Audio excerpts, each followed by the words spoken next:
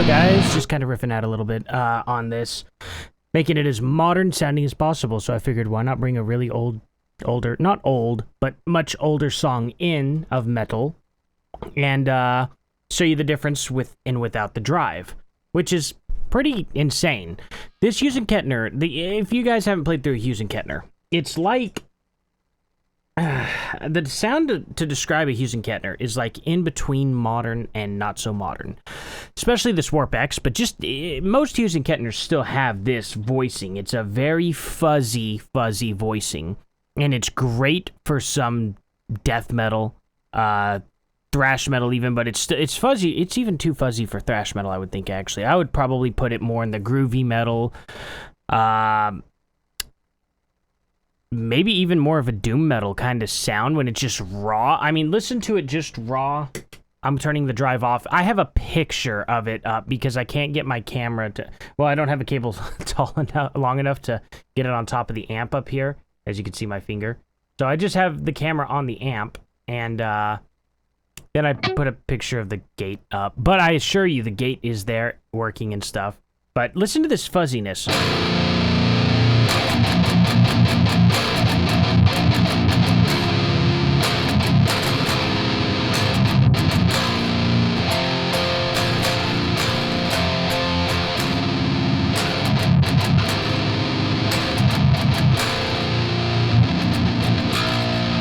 So it's not really super tight or anything like that, for the most part. I can make it tighter, I think. I have, like, the lube. And then I have, what's the other one? Sub. I guess sub for more bass?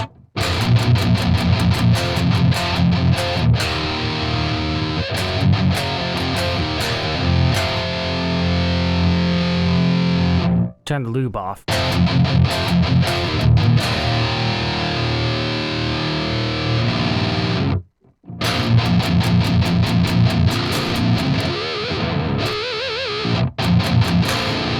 Very interesting sound, huh? And right now, this amp is going into my torpedo, and of course, coming out of going through a attenuator, or a load box.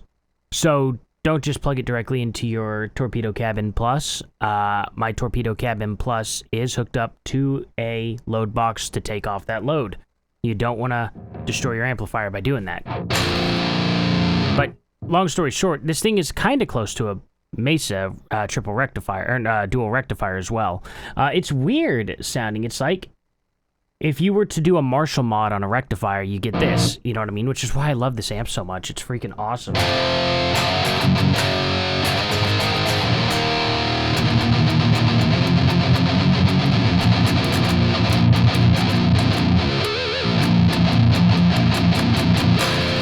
But if we want to take some of that fizz out, though, and actually make it into a modern-sounding amp without destroying the characteristics of the amp, you know, the unique sound of a Hughes Kettner in general, this really will generally work with any Hughes Kettner, honestly, because most of them, and I played through a lot of different Hughes Kettners. That's how I came up upon this Warp X.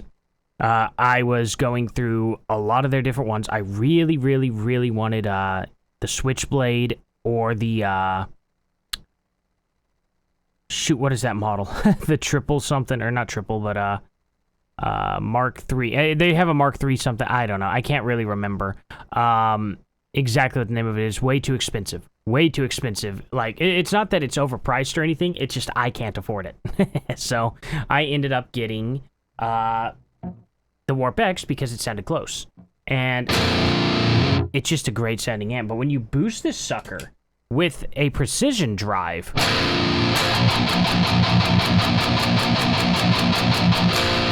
You hear that difference? Let me turn it off in the middle of a chug here, or like in the middle of a note. On,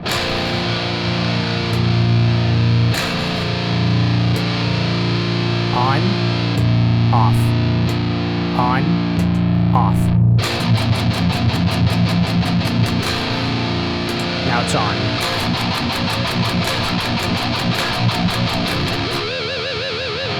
Get that Zakk Wylde squeal in there.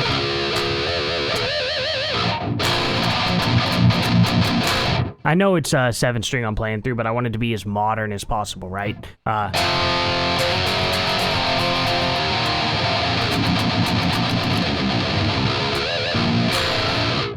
Yeah, it's really weird. So I started off... It's funny. I got this LTD.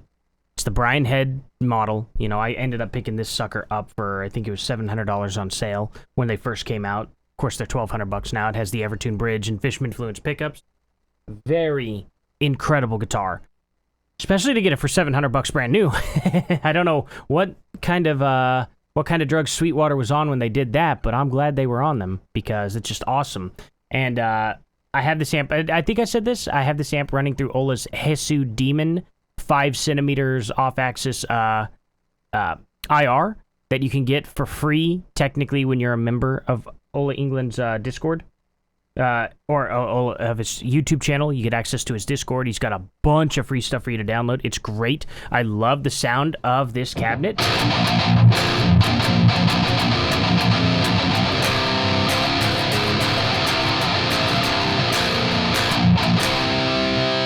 And just to kind of show you a little bit of a difference, just for the heck of it, we'll go to your typical vintage 30, you know. So let's do the let's do this vintage 30 here. And just to kind of show you, it's very quiet.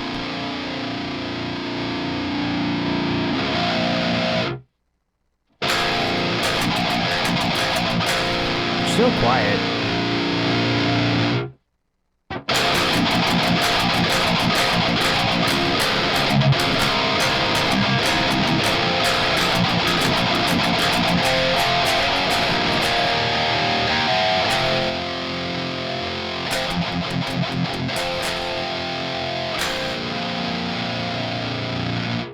Is it just me, or did it get really quiet?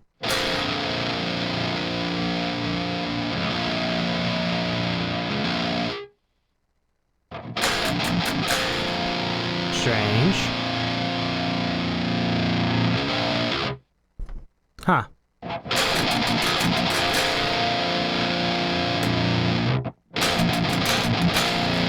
Anyway, I'm gonna go back to the Hesu 5 centimeters off, because it just sounds modern. Oh, good. And all the volume came right back up with that.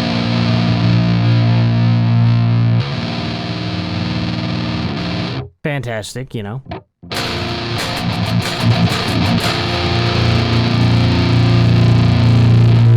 I found the problem. It was my cable. I'm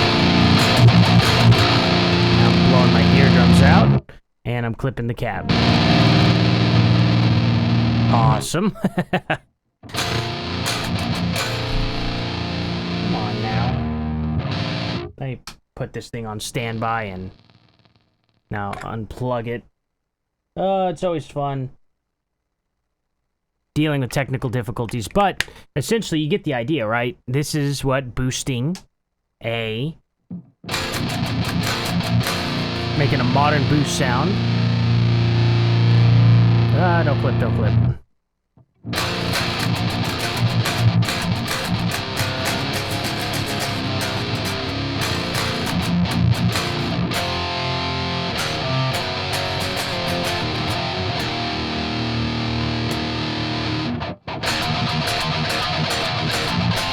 Now it's on again.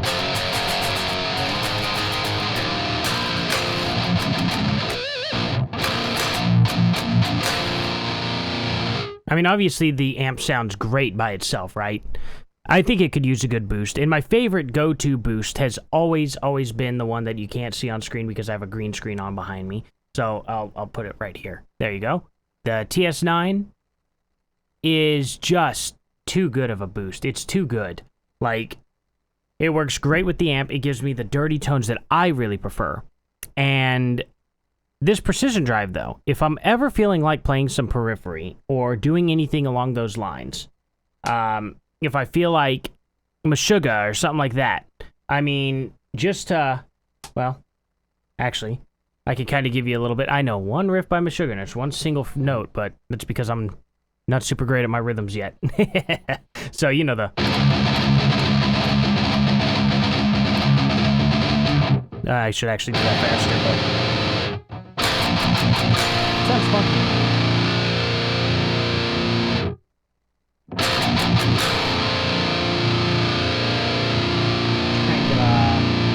Crank the brightness up on it. So.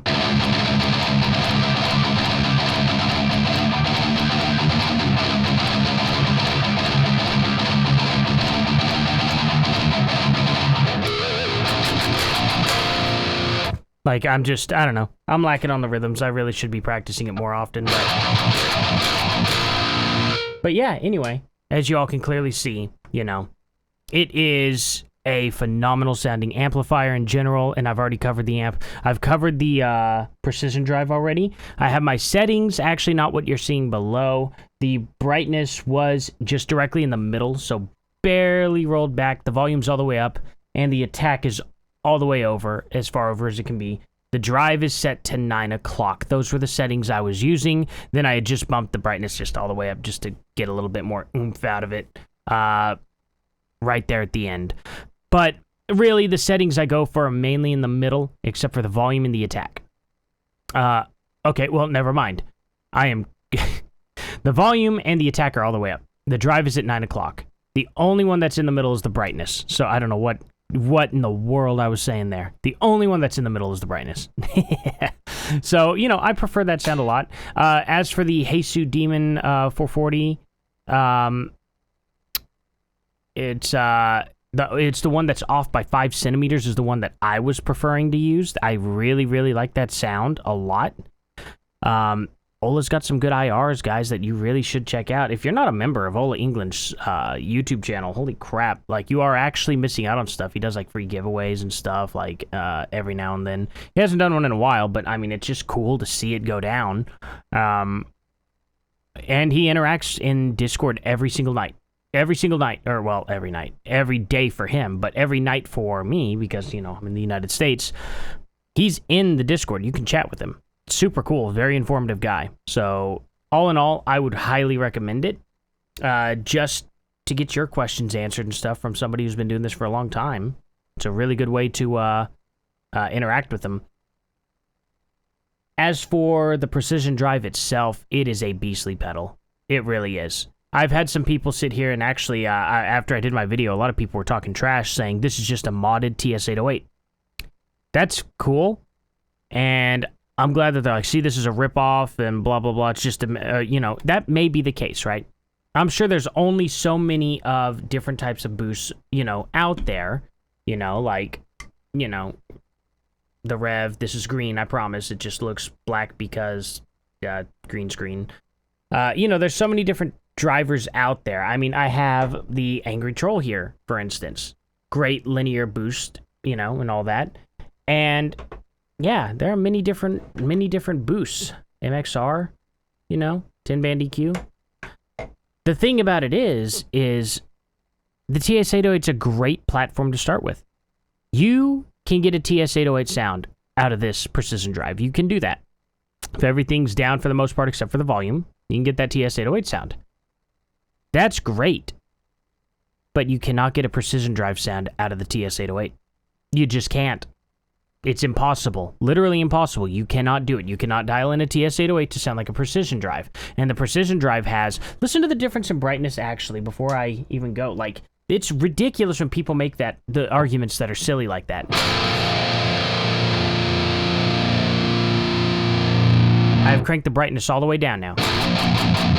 Brightness all the way up. Now it's all the way up. Now... all the way back down again. You're not getting that at the end there, of course. I mean, it's brightness, right? Now, let's turn the attack all the way down as well.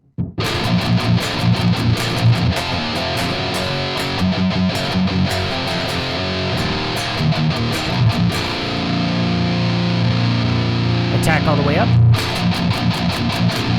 Attack all the way back down. Now, brightness all the way up and attack all the way down. Now, of course, attack all the way up, brightness all the way up.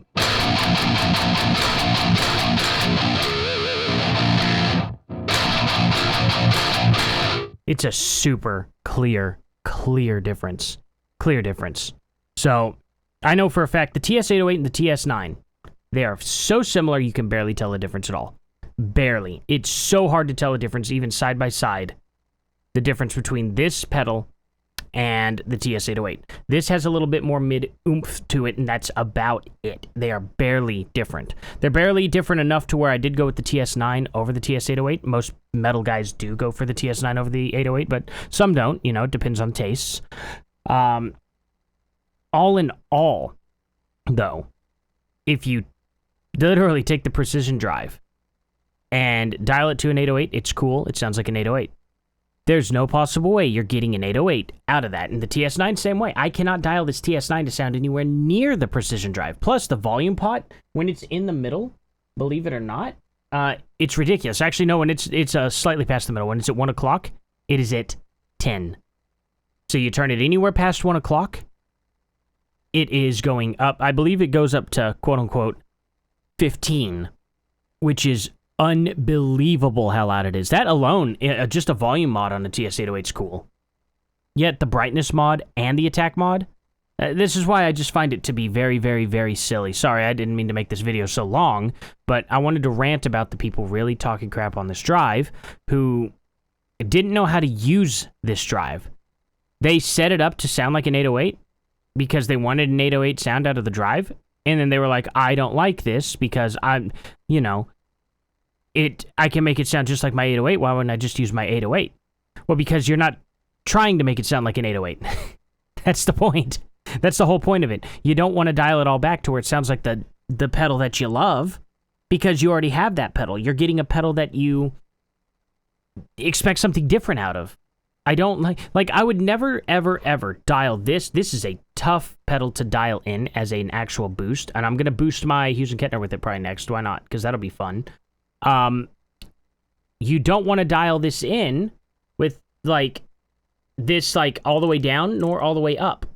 And you don't want to expect it to be a boost that's going to clean things up. It actually fatten things up. It will fatten your tone up. So it's one of those things to where you got to be very careful, and you got to get the right, maybe, IR for it. A very harsh sounding IR, probably, like a GT, or a T75. You might want a T75 speaker and use that boost with your amp to fatten it up a bit, and it'll probably sound really cool. And we'll get to that. We'll get to that stuff. But that's the point, is you don't want to treat every pedal as if it's the same pedal. And just because it's a modded TS-808, assuming it is, I'm just taking the assumption that it is, because so many people were jumping on me for it. It's like, who cares? The 808 cannot do this. A regular TS-808 cannot do what that pedal is doing. So, it is one of those things, and I'm not trying to, like, get into arguments with people or anything like that. That's not what it's about. I'm just saying, like, if your justification is it's just a modded pedal, who cares? When Keeley modded the pedal, it was the same price as this pedal. I don't understand.